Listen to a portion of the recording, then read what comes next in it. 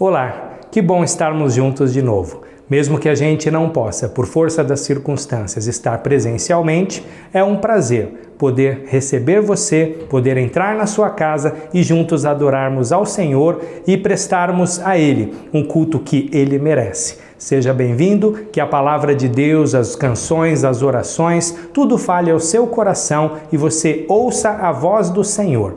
Igreja Batista da Lapa, mesmo distante, conectada a você.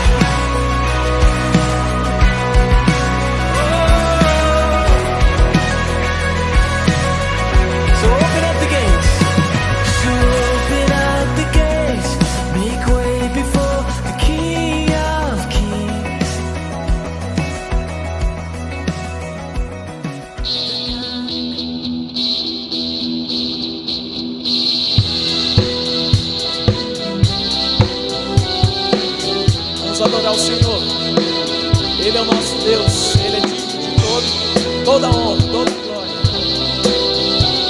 Vamos fazê-lo assim. Água e vinho tornou, os olhos dos cegos abriu, não há outro igual a Deus. Dentro da noite brilhou, das cinzas dos céus ressurgiu, não há outro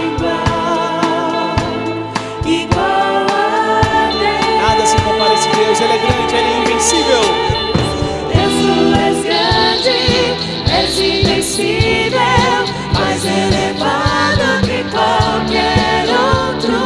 Tu és a cura, grande em poder, nosso Deus, nosso Deus.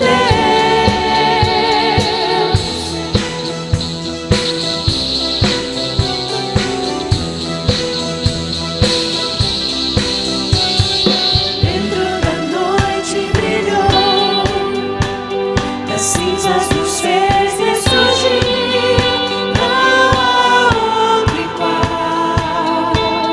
igual a Deus. Deus, tu és grande, és invencível, mais elevado que qualquer outro. Tu és a cura, grande em poder, nosso Deus, nosso Deus. Tu és grande. Deus, tu és grande, és invencível, mais elevado que qualquer outro. Tu és a cura, grande em poder, nosso Deus, nosso Deus.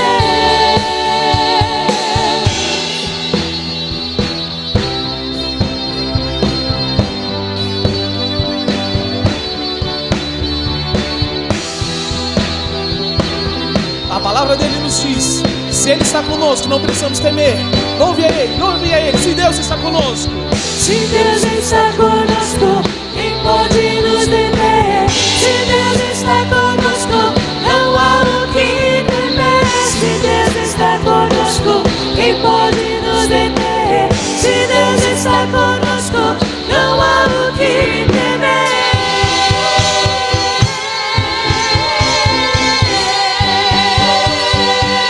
Não há o que temer.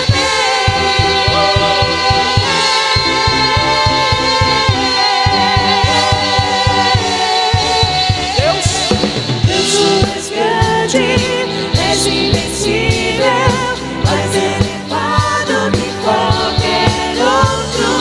Tu és a cura, grande poder, nosso Deus, nosso Deus.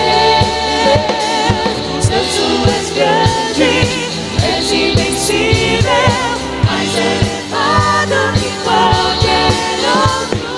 Tu és a cura, grande em poder, nosso Deus, nosso Vamos finalizar dizendo se Deus está conosco. Se Deus está conosco, quem pode nos deter? Se Deus está conosco, não há o que temer. Se Deus está conosco, quem pode nos deter? Se Deus está conosco, não há o que temer.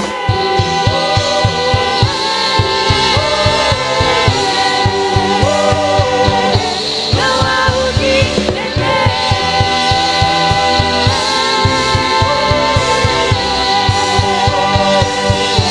Não há o que temer.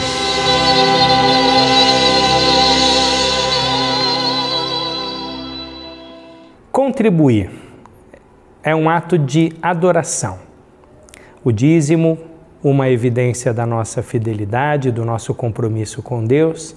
A oferta para missões, o nosso compromisso e demonstração de generosidade do nosso coração. Eu quero convidar você a, neste momento, de uma maneira muito simples, mas também com muita gratidão no coração e munido da sua fé no cuidado do Senhor, que agora, enquanto vamos ouvir essa canção, você pegue o seu celular, acesse o seu computador e faça a sua contribuição como um ato de adoração. Por que fazer neste momento? Porque estaremos fazendo juntos de uma maneira comunitária. E que o Senhor abençoe demais a sua vida e prospere você neste momento tão difícil em que nosso país está enfrentando.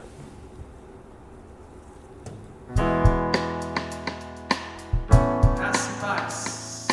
Que essa manhã seja mais uma vez uma manhã de bênção na sua vida, na minha vida.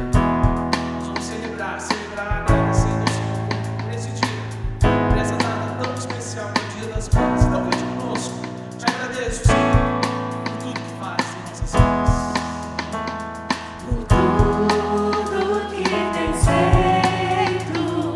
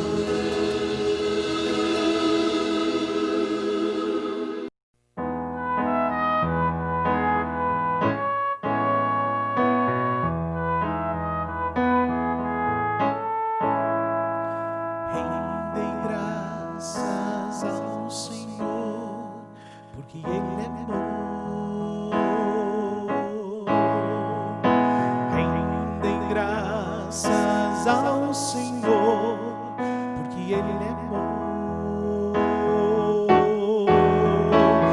Porque a sua misericórdia dura para sempre. Rendei graças ao Senhor,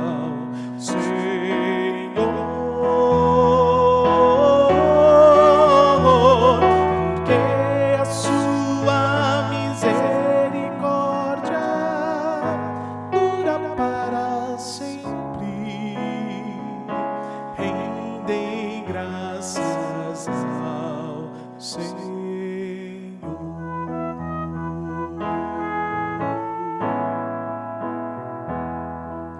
Efésios 5, versículo 20, ele nos motiva a dar graças ao Senhor constantemente, ser grato constantemente.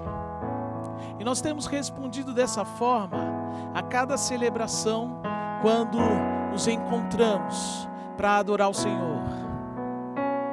E não tem sido diferente nos outros domingos daquilo que faremos hoje. E hoje nós vamos, de uma forma muito especial, agradecer ao Senhor pela vida dos farmacêuticos, por pessoas que auxiliam todo o serviço de uma farmácia, que estão sempre ali, prontos para nos atender, para pedir a receita e completar o encaminhamento de um médico. Eu queria orar com você, agradecendo a Deus pelo serviço dessas pessoas que têm, de uma forma muito especial, nos abençoado. Eu posso lembrar de algumas pessoas. Você lembra de alguém? Eu posso lembrar da Kátia, esposa do Guilherme, que tem dirigido toda essa parte de edição e gravação. Nós podemos lembrar de tantas outras pessoas que têm nos abençoado. É uma forma também de Deus nos abençoar. Ele usa pessoas para que cuide de mim e de você. Então eu queria, nesse tempo, ser grato a Deus por essas vidas. Convido você para mais uma vez participar conosco no chat, escrevendo aí, agradecendo a Deus por essas vidas, citando nomes, se você lembrar de alguém, se você conhecer alguém. Mas de uma forma muito especial, expressar a sua gratidão a Deus, porque Ele separa vidas para cuidar de mim e de você.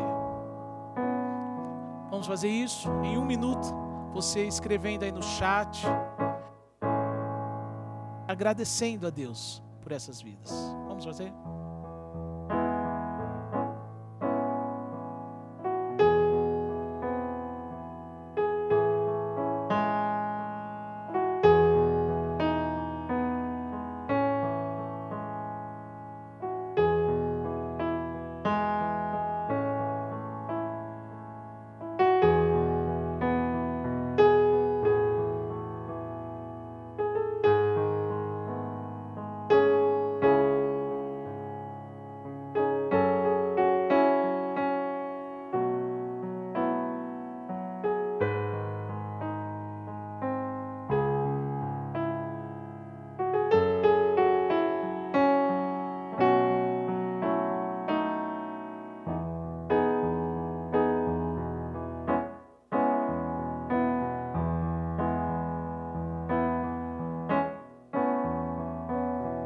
Pai, nós somos gratos ao Senhor, porque o Senhor tem cuidado de nós. Tem sido muito clara a manifestação do Teu cuidado, do Teu amor por cada um de nós. O Senhor tem usado pessoas que têm nos abençoado, têm cuidado de nós, têm nos atendido nesse momento de tantas dificuldades que vivemos no nosso país, vivemos no mundo. Pessoas que têm assumido a responsabilidade de cuidar de vidas. E nós somos gratos ao Senhor por pessoas que têm se empenhado nessa área de farmácia para nos atender, para responder o complemento de receitas e de orientações médicas. Obrigado, Pai, por essas pessoas. Oramos pela vida delas, que o Senhor os abençoe no sair de casa, no retornar para casa, para que a saída seja guardada pelo Senhor, para que a volta também seja guardada e assim eles não levem nada que venha prejudicar a sua família na saúde. Guarda os teus filhos, Senhor, porque a tua misericórdia é para sempre e ela se levanta cada manhã sobre nossas vidas. Nós te agradecemos, Senhor. Louvado seja o teu nome nesse tempo, por essas vidas. Rendem graças ao Deus dos deuses, porque Ele é bom. Rendem graças ao Deus dos deuses, porque Ele é bom.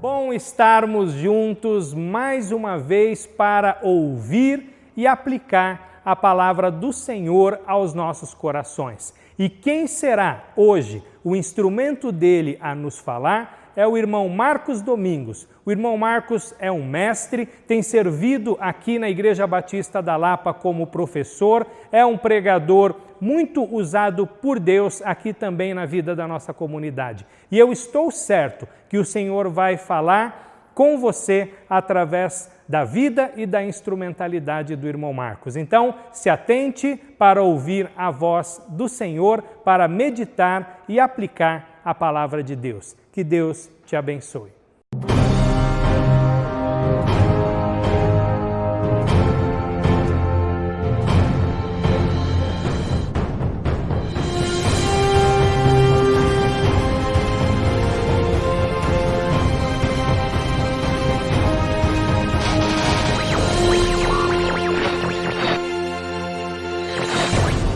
Meus queridos irmãos e amigos, nós vamos fazer uma reflexão nesse dia sobre um tema muito importante na Palavra de Deus.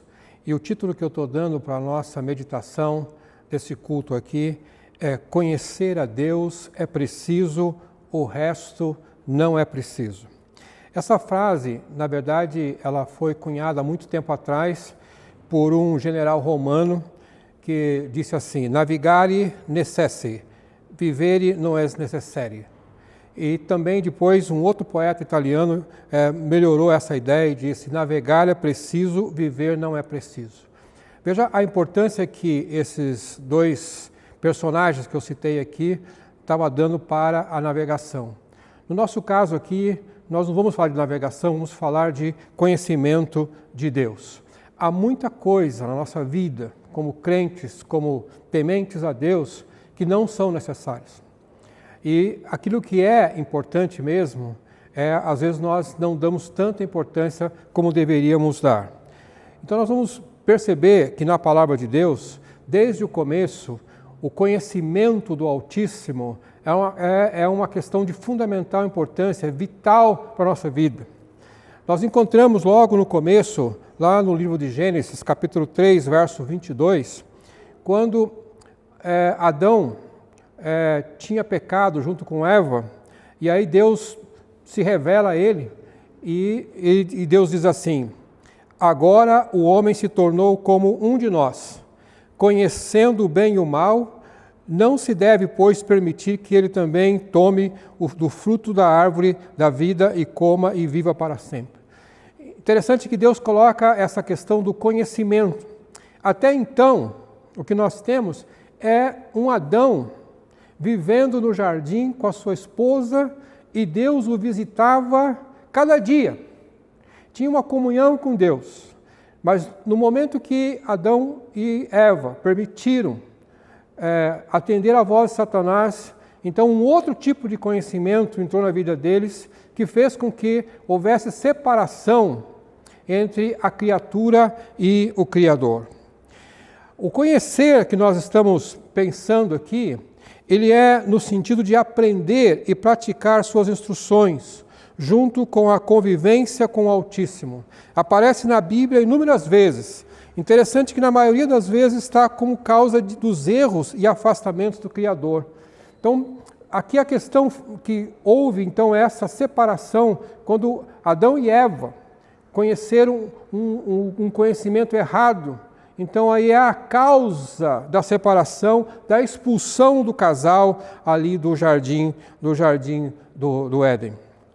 Nós vamos encontrar um outro texto interessante, que é um texto de Oséias, no capítulo 6, verso 3, e o profeta diz assim: conheçamos o Senhor e esforcemo-nos por conhecê-lo. Numa outra tradução diz assim: e prossigamos conhecer.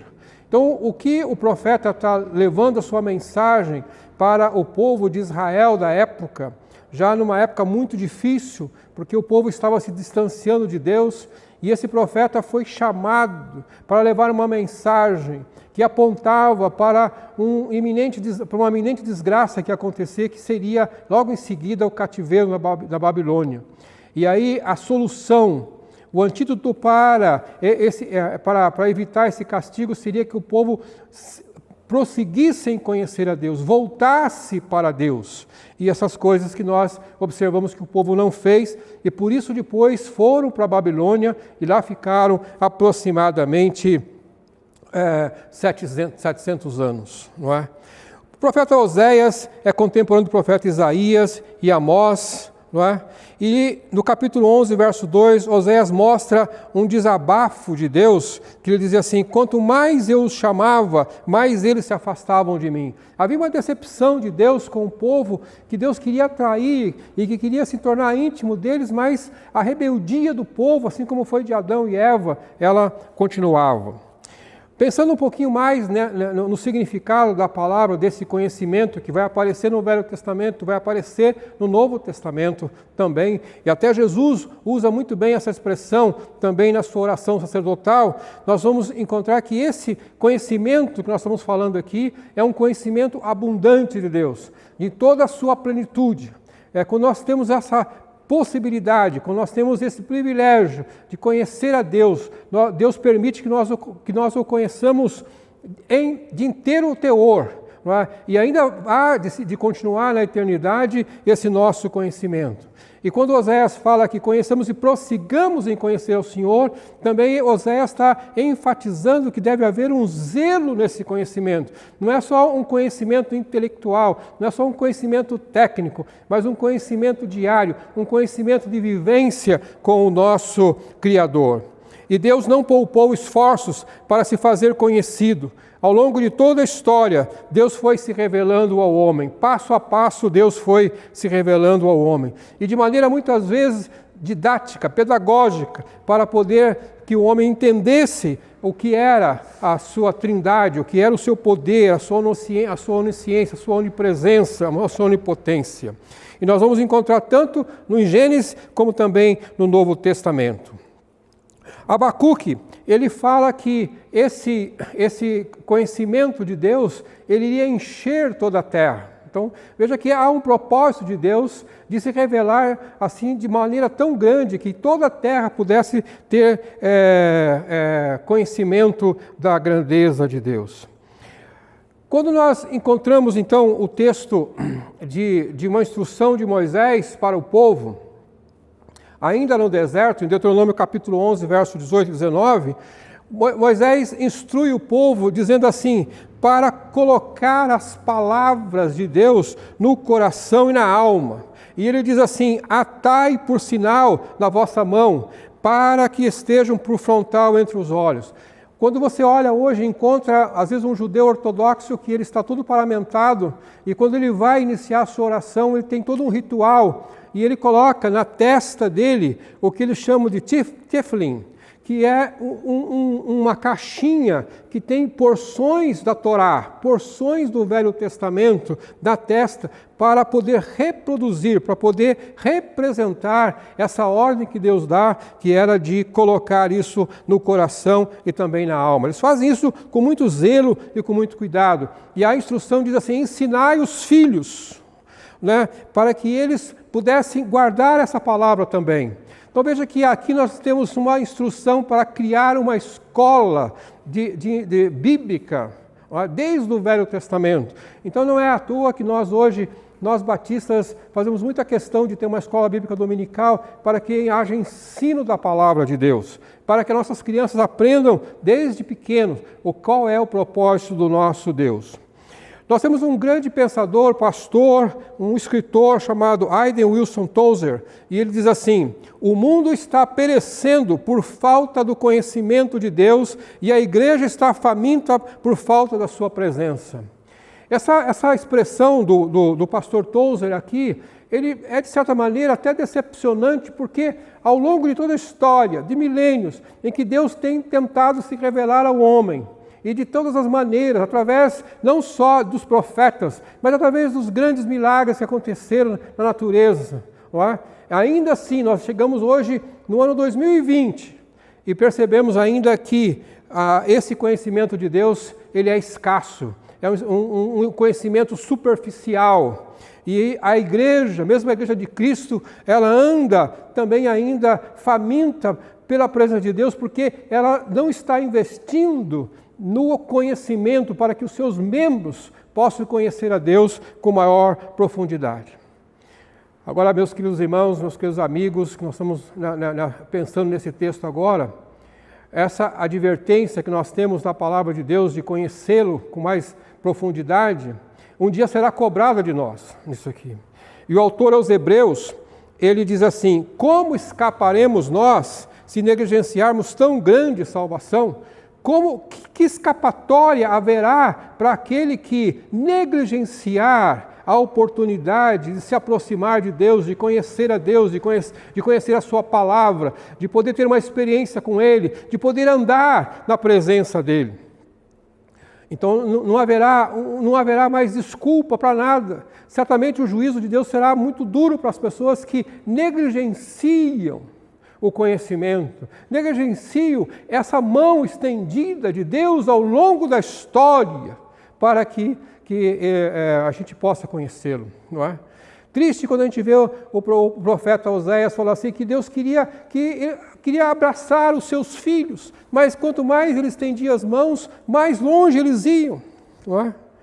E Deus tem providenciado, então, passo a passo, vai se revelando a nós cada vez com mais profundidade, e até que o apóstolo Paulo escreve aos Gálatas capítulo 4, verso 4, ele fala, vindo, porém, à plenitude do tempo, Deus enviou o seu Filho nascido de mulher, nascido sob a lei. E aí vem agora essa revelação maior, que é o próprio Deus se aproximando da gente na forma de homem, para que nós o conheçamos melhor, não é? E é interessante aqui, quando nós vemos também a chamada de Abraão. Abraão vivia num lugar longe. A Bíblia diz que ele morava em Ur dos Caldeus. E aí Deus chama Abraão e fala assim, vai para uma terra que eu vou te mostrar. E diz o texto que Abraão obedeceu e saiu sem saber para onde ia, não é? Porque ele tinha uma fé, talvez uma fé não tão fundamentada em tantas informações que nós temos hoje, porque nós já conhecemos Jesus, conhecemos o Novo Testamento, mas aquela fé foi suficiente para ele se tornar assim o pai de muitas nações. E nós hoje somos ditos que nós somos filhos de Abraão, porque ele é o pai da fé. E Abraão, diz o texto bíblico aqui, ele tinha 99 anos e ainda não tinha um filho seu, um filho com a sua esposa legítima, Sara. E diz o texto, quando Abraão estava com 99 anos de idade, o Senhor lhe apareceu e disse, eu sou Deus Todo-Poderoso, anda na minha presença, ou numa outra tradução diz, anda segundo a minha vontade e seja íntegro. O que é que Deus está falando com Abraão é, eu quero que você seja próximo de mim, que você tenha uma intimidade comigo, mas você precisa andar comigo. Você precisa me conhecer, e você só vai me conhecer quando você estiver andando comigo. E eu gosto muito do texto, da ideia que está no hebraico, que é como se fosse assim, a face nossa está voltada para Deus. Caminhamos olhando para Deus. E aí nós podemos alcançar um estado de perfeição na nossa vida cristã. O autor aos Provérbios, ele também dá essa ideia de progressão, quando ele coloca assim, a vereda do justo é como a luz da alvorada, que brilha cada vez mais até que o dia seja claro, que haja claridade da luz. Então veja que ao longo da história, desde Adão, passa por Abraão, passa por Moisés, passa por Davi, passa por todos os grandes profetas. Deus vai se revelando cada vez mais e mais. Chega em Jesus, plenitude dos tempos, e nós temos agora todo o conhecimento da graça. Depois ainda encontramos as cartas do Novo Testamento, de Paulo, de João, de Pedro, que dão mais esclarecimento. Então, toda a informação que nós precisávamos para conhecer o nosso Deus, nós já temos, não é? Paulo escreve assim aos Romanos, visto que a justiça de Deus se revela no Evangelho de fé em fé, como está escrito, o justo viverá por fé. Romanos capítulo 1, verso 17, o Paulo está dando uma ideia que é cada dia, cada experiência, na fé, nós vamos podendo conhecer melhor a justiça de Deus. Há uma pessoa muito interessante na história, talvez ainda ele não ganhou um espaço no cinema como muitos outros americanos ganharam. Seu nome é George Washington Carver. É um negro, nasceu escravo, mas pelo seu esforço ele estudou e se tornou um cientista, um botânico, um homem de pesquisa, um agrônomo, e diz a história que ele desenvolveu muitas técnicas para a agricultura. E esse George Washington Carver, ele conheceu a Jesus ainda na sua adolescência, ao ouvir de um menino branco uma pequena história da Bíblia. E aí depois de lutar bastante, porque você imagina isso, nós estamos falando alguma coisa entre final do século XVIII, começo do século XIX, passando por toda aquela perseguição dos negros no sul dos Estados Unidos. Ele estuda, em alguns lugares foi rejeitado, em outros foi aceito, até que ele se forma e se torna inclusive doutor, e ele se torna famoso porque as suas pesquisas na agronomia foram publicadas, ajudou muito a economia americana. E aí ele é entrevistado por um jornalista e diz assim, para ele assim, ao que o senhor se deve o seu sucesso? E ele responde, em toda a minha vida levantei às 4 horas da manhã para caminhar entre as árvores e conversar com Deus. Recebo suas instruções para o dia, quando o povo está ainda dormindo, eu ouço melhor o Senhor e aí preparo o meu plano. Então veja que essa pessoa, um homem de uma origem muito simples, um escravo, mas que aprendeu desde cedo a ouvir o Senhor, a ter conhecimento de Deus, e Deus mudou a sua trajetória, mudou a sua vida, não porque Deus faz isso, Ele nos abençoa quando nós temos essa comunhão com Ele e temos maior convívio. Concluindo então a nossa reflexão nessa oportunidade, nós vamos dizer o seguinte, conhecer a Deus é um ato de glória a Deus. Porque o profeta Jeremias, quando ele diz assim, mas quem se gloriar, glorie-se nisso, em compreender e conhecer-me, pois eu sou o Senhor. Esse é o motivo que deve ser dado glória à nossa vida de crente, à nossa vida de cristão, à nossa vida de temente, porque na medida que nós conhecemos a Deus, essa vai ser um diferencial em toda a sociedade, não é?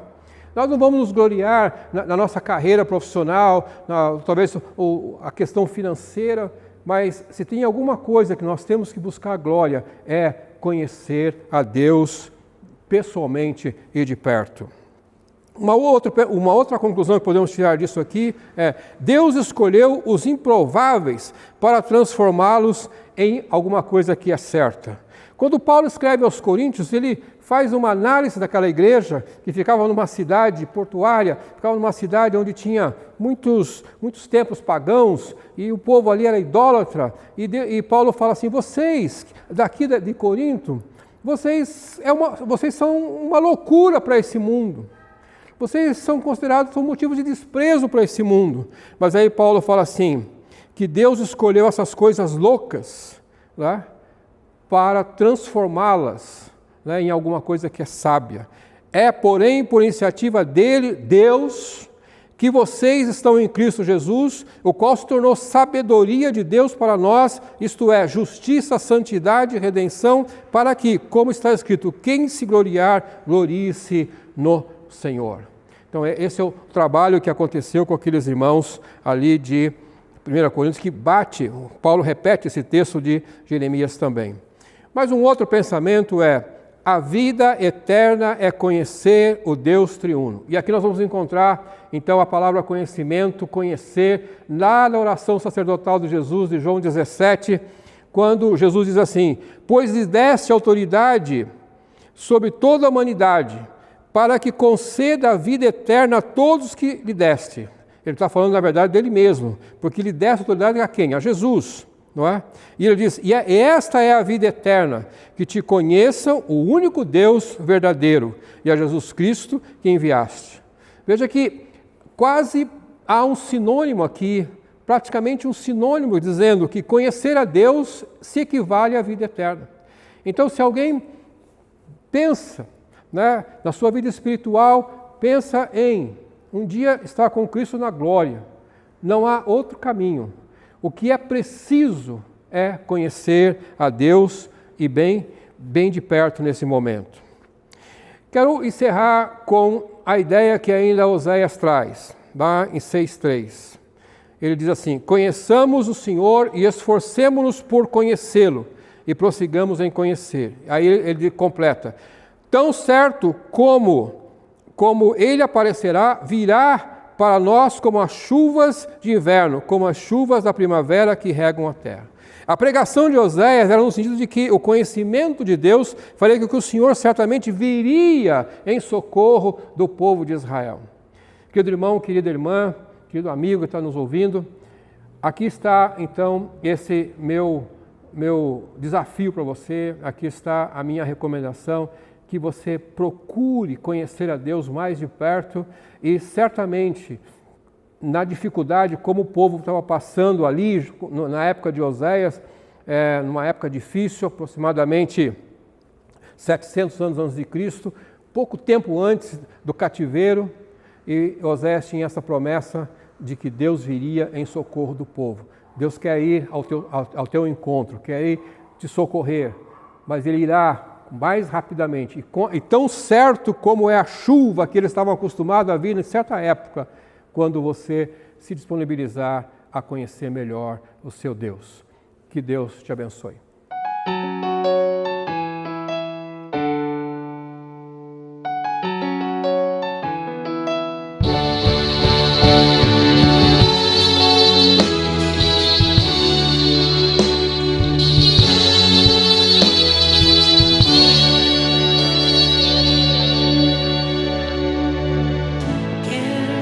Apresentar a ti, ó Deus, te ofertarei.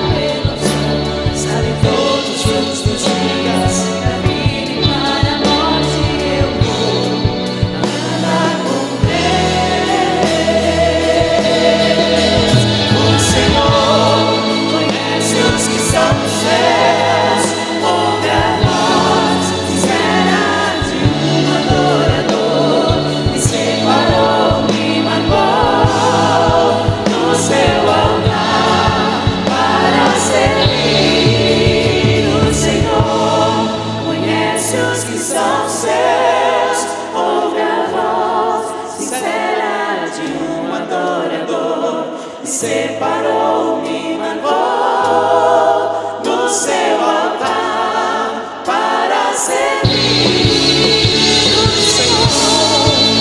Se os que são seus, ouve a voz sincera de um adorador. Me separou, me marcou no seu altar para servir, para servir, para servir, para servir, para servir, para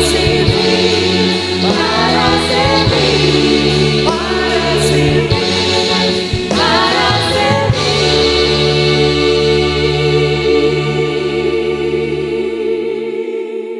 Muito obrigado por sua companhia.